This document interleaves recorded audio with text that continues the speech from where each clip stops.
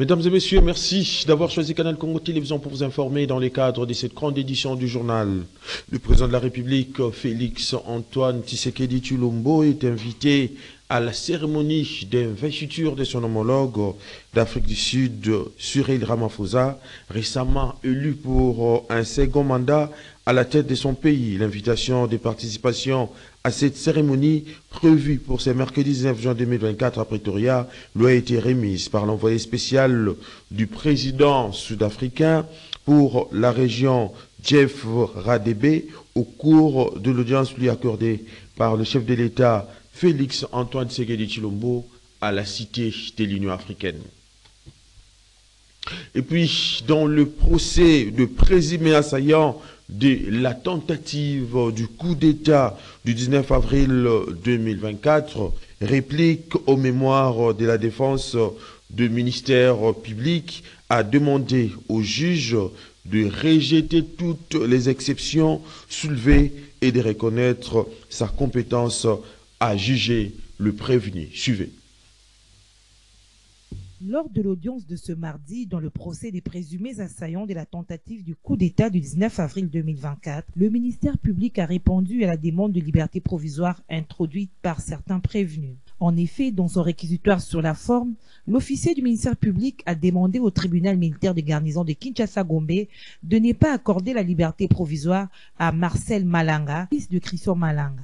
Il a affirmé que le PV de l'instruction préjudicielle sont valables car le prévenu a été entendu dans la salle de son choix et assisté par des avocats. En Lingala. Et son père ne voulait pas que lui puisse entendre ce qu'il disait. Il est dans la Lingala, en train de renseigner Christian Malanga. Il soutient encore que c'est son père, Christian Malanga, et Taylor Thompson, qui pilotait les drones. C'est athée. Les petits drones par Taylor et les gros par Christian Malanga. Il, de manière libre, il les déclare. Mais il s'est camouflé en disant que mon père m'a entraîné. Il vous a entraîné des États-Unis jusqu'au palais de la nation. Mon père qui m'a entraîné, il m'a entraîné dans ce salle de zone. Je ne voulais pas. Voilà, c'est lui-même, libre et l'OPJ, est en train d'acter. Monsieur le Président, il n'y a pas lié. Lorsque vous allez vous prononcer, vous allez tout simplement dire recevable, et non fondé. Non fondé. Même pas de liberté provisoire. Même pas l'article 45 qui, comme un conseil là, il n'a pas fini tout l'article, toute la disposition. L'article 45 du code de procédure pénale, il vous dit, vous, tribunal, lorsque vous recevez un prévenu dans un état de liberté, il continue, il demeure dans cet état. Et lorsque vous le recevez dans un état. Ce procès sur la tentative du coup d'État en RDC verra sa prochaine audience se tenir le 25 juin. Ainsi, le jugement avant dire droit sera rendu lors de cette audience où le tribunal se prononcera sur ces exceptions. La suite du procès promet de clarifier les responsabilités des 51 personnes impliquées dans cette affaire. Et puis, en plus bref, sachez que les gouverneurs et vice-gouverneurs nouvellement élus par les assemblées provinciales de la République démocratique du Congo participent ce mercredi à Kinshasa à la cérémonie des remises officielles de leur notification. À en croire les télégrammes du ministère de l'Intérieur, quant à c'est une séance d'information et d'échange d'expériences est programmée à leur attention avant leur prise des fonctions. Suivez à présent la réaction du deuxième vice-président de la Commission électorale nationale indépendante au sujet du rapport de la mission d'observation électorale 5O-ECC énumérant des écueils et autres défis rencontrés au cours du cycle électoral 2019-2023, Didi Banara s'est dit inquiète de constater que les 10 rapports a tendance à fouler au pied les innovations auxquelles les efforts fournis sous le leadership de Dinimi Kadima. Suivez. Ce rapport est une liste des ratés qui ne sont toujours pas faits de la CENI et ne présente aucun élément comparatif des cycles antérieurs afin de souligner des progressions ou des régressions. Nous aurions souhaité vraiment qu'il y ait un tableau comparatif par rapport aux grandes actions qui étaient réalisées par la CENI, par votre CENI. Ce rapport omet sciemment de souligner les innovations mises en œuvre par la CENI en vue d'améliorer ce cycle. C'est par exemple toutes les applications. Nous avons mis en place les nouvelles applications. Par exemple, le pré-RAP. Vous n'en parlez pas, monseigneur. Vous n'en parlez pas, révérend. C'est une innovation. La jeunesse, notre jeunesse, qui est pratiquement accro à l'innovation, a salué brillamment toutes ces innovations en termes d'avancement de notre démocratie. Mais votre rapport n'en parle pas. Un mutisme total. Le centre Boussole. Pourquoi est-ce que vous n'en parlez pas? Alors que c'était le lieu par excellence de la transparence, de la publication des résultats, une innovation qui a mis sur la sellette la centrale électorale en termes d'organisation, de gestion des élections dans le rang mondial. Vous n'en parlez pas. Ce rapport donne l'impression que rien n'a marché pour revenir à la case de départ et à faire croire aux différents bailleurs de fonds que le chemin est encore long vers les élections de meilleure qualité. Ce rapport prête à la CENI des pouvoirs qu'elle n'a pas, tels que la sécurisation du processus électoral. J'ai entendu révérend Eric, lorsque vous parlez de la sécurisation des élections, mais la CENI n'a pas d'armes, elle n'a pas non plus de munitions, elle n'a pas d'éléments. Ça, c'est l'apanage total du gouvernement avec tous ces services qui sont la police et les services d'intelligence. La CENI... Et puis, dans son dernier rapport sur l'observation électorale en République démocratique du Congo 2019-2023, la MOE, Conférence épiscopale nationale du Congo, Église du Christ au Congo, a relevé qu'il y a eu beaucoup à faire dans les secteurs de la justice en République démocratique du Congo. Ainsi, dans une interview ce mardi 18 juin 2024, Monseigneur Donatien Cholet, porte-parole de la Conférence épiscopale nationale du Congo, dit compter sur la jeunesse et les énergies du nouveau ministre de la Justice afin d'apporter un souffle nouveau pour l'émergence de notre justice. Suivez-les dans cet extrait choisi pour vous par Gisèle Olivier Toko. Je crois que hier, par exemple, vous avez suivi le rapport de la mission d'observation de la CENCO où il y avait quand même beaucoup à faire du côté justice dans ces pays, comme le président lui-même s'en est plaint. Si j'ai quelque chose à recommander au ministre de la Justice, j'ai appris qu'il a dressé un chien berger pour traquer tous les fossoyeurs de la République. Je l'encourage dans ce sens-là, que ce ne soit pas un chien à copal, mais un chien vraiment qui va vraiment traquer tout ce monde-là. Ces fossoyeurs, on les trouve parmi les magistrats, on les trouve parmi les juges, on les trouve dans le ministère, dans les entreprises d'État. Donc, nous comptons sur sa jeunesse, sur ses énergies, pour qu'il puisse apporter un souffle nouveau dans le bon sens pour l'émergence de notre justice.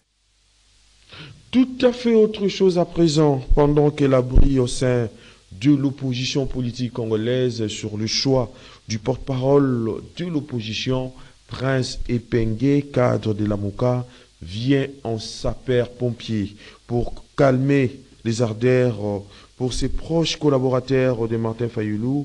L'opposition politique congolaise reste unie et indivisible. Le moment n'est pas opportun, dit-il, pour désigner un porte-parole de l'opposition, mais plutôt de combattre pour le bien-être de la population congolaise. Prince Epengue a été joint ici au téléphone par Maxime Makabo.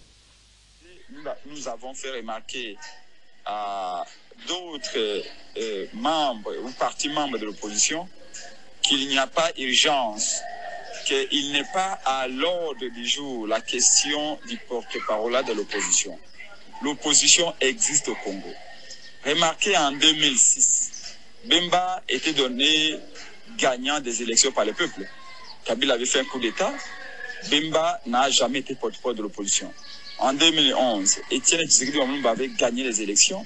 Kabila avait fait un deuxième coup d'État. Etienne Tshisekedi Wamulumba n'a pas été porte-parole de l'opposition. En 2018, Martin Fayulu et la MOCA gagnent les élections. Kabila a fait un troisième coup d'État. Martin Fayulu n'a pas été porte-parole de l'opposition. Aujourd'hui, Félix Tshisekedi boutique les élections, organise les plus longues élections au monde pendant 7 jours et 7 longues nuits. Et ces élections n'ont pas donné un vainqueur et un vaincu. Pourquoi aujourd'hui on doit chercher un porte-parole de l'opposition? Il y a 1001 façons pour que l'opposition s'organise. Nous sommes pour l'organisation de l'opposition, nous sommes pour la cohérence, nous sommes pour l'unité de l'opposition. Et ADD Congo se battra pour que l'opposition soit unie.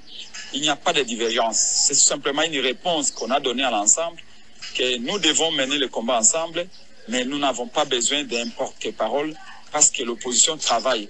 En 2006, 2011, 2018, l'opposition n'a pas eu un porte-parole formel. Est-ce que c'est pour autant qu'elle n'a pas existé? L'opposition a toujours existé. Comment on a réussi à chasser Kabila? Est-ce qu'on avait un porte-parole? Non. Donc, l'opposition est là, l'opposition travaille, la résistance travaille.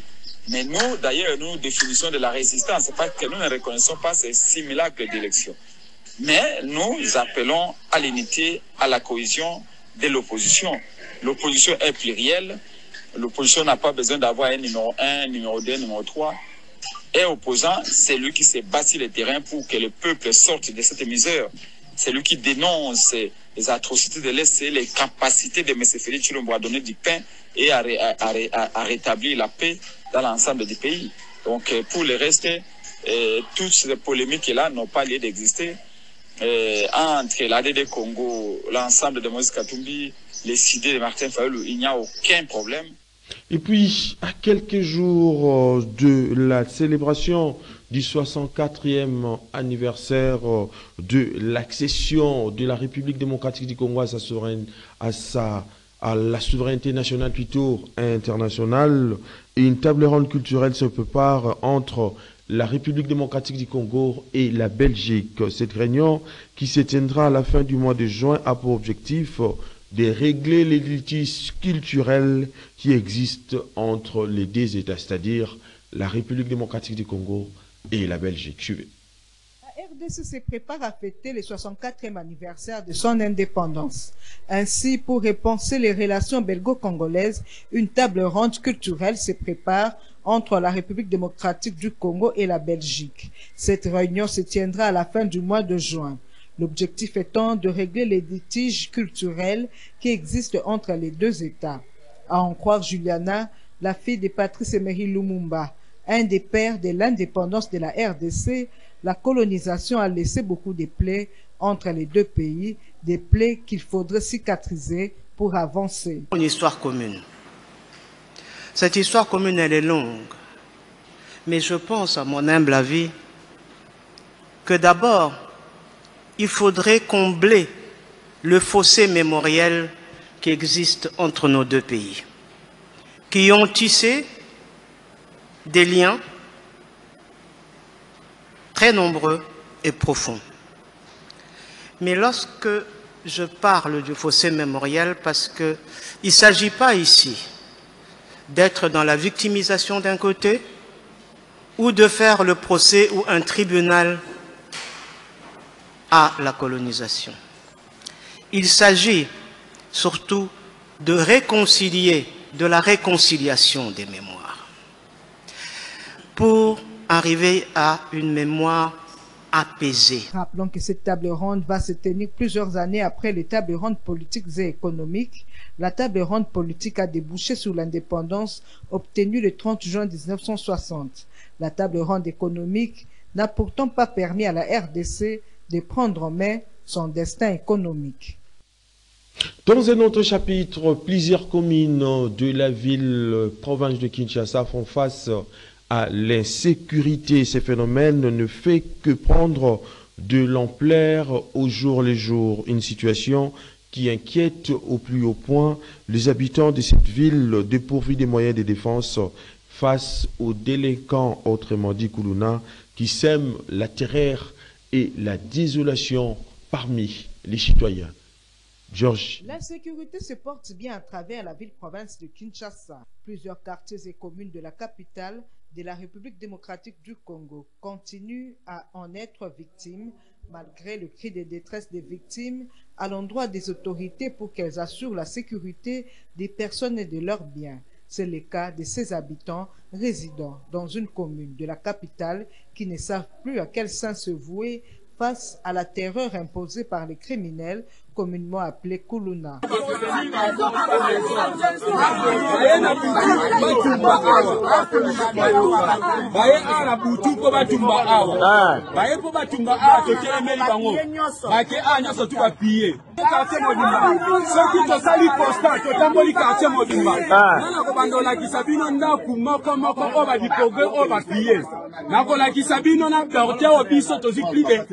Personnes au bakati bango na o bazokiso o babekisi maso na buto bazuye te moto na butu bake na ngana moto bana ko welela na bango po bakotela ngana ndako ma se sauver to koti na kati tozokanga tokangi porte pour que basa le biso mabete mais moto mi baleza la ki liboso wana bazumo de moto wana etei na minute ekei na minute awa na uti na nani na susi ato tokangi bango bazo denga ya lokala biso bateki cheki awa alinga libere bango na bantana nga sur PV na laksi bango ti makamu nyonso mais depuis tozeli yemoko chef na bango chef ya nani équipe du progrès wana azakuna bakanga tokanaki na butu azakuna na nani na susi ato ya nani ya localité ça ya commandant Hilaire alors na minute awa yende akoyeba comme yende azo diriger équipe mobimba yende akoyeba ko détecter ba élément na ye nyonso pour que ba moto na ngai ebima mais sinon na minute awa bazakuna soki bafuti déjà ba mande na bango bazo pesa bango ba ko libérer bango ekimisa bango jeune azokisi wana to azobenga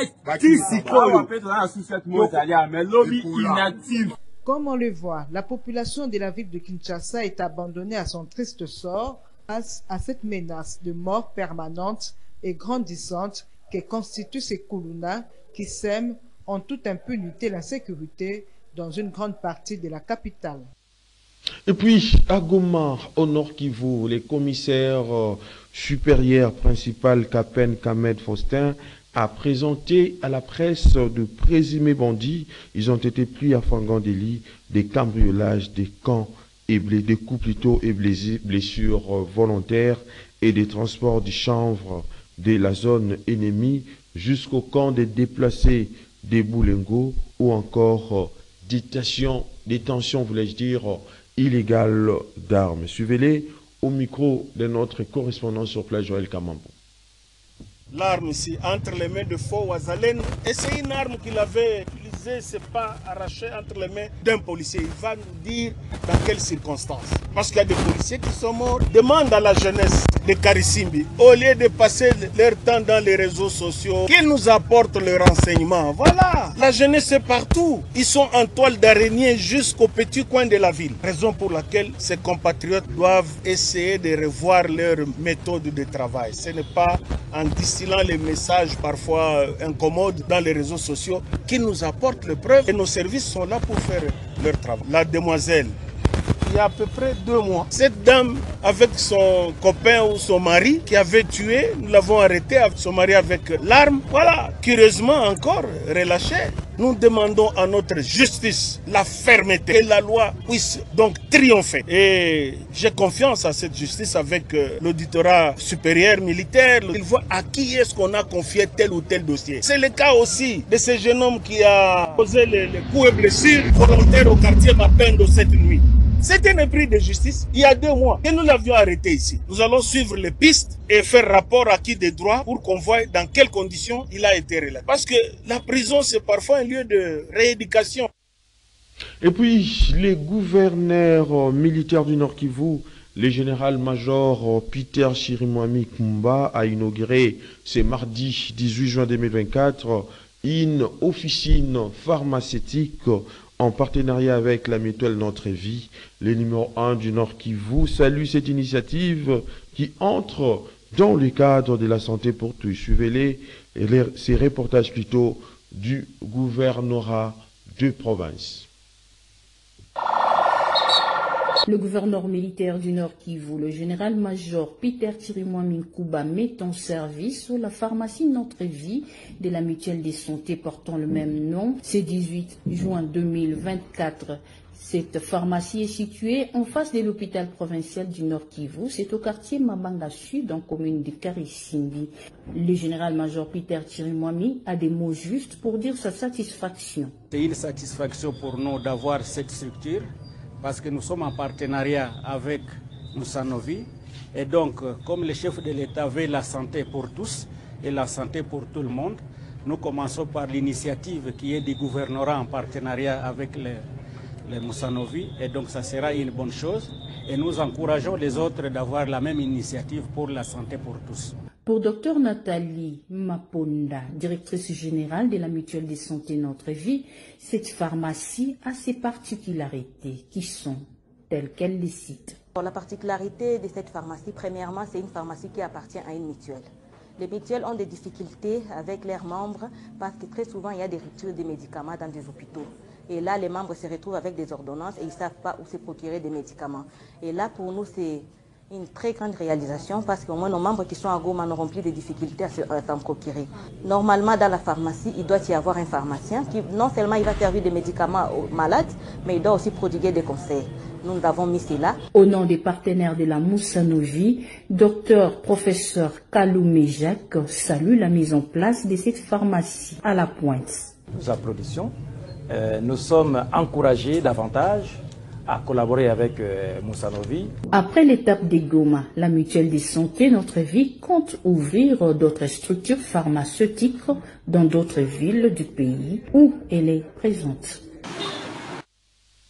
Et puis, c'est en prélude de la grande réunion d'interface MLC Équateur, nouvelle formule qui se tiendra le dimanche 23 juin 2024, que les militantes et militantes du mouvement de libération du Congo ressortissant de l'Équateur vivant dans la ville-province de Kinshasa ont eu une réunion avec le bureau provisoire de cette structure spécialisée du mouvement de libération du Congo, dirigé par Pierre Liania Toussaint. C'est là dans le cadre ou dans le but de faire rayonner cette grande formation politique chère à Jean-Pierre Bemba Gombo dans le but également de réaffirmer leur appartenance à ces partis politiques. Georges Libengue, images et commentaires.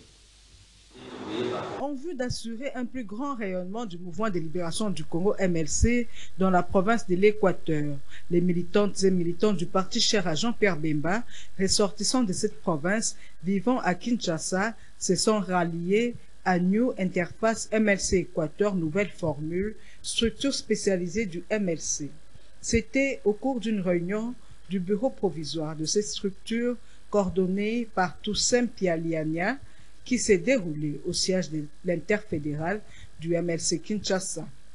Et un seul point était inscrit à l'ordre du jour de cette rencontre, à savoir la préparation de la grande réunion consacrée au débat et à l'adoption du règlement intérieur de New Interface MLC Équateur qui aura lieu le dimanche 23 juin 2024.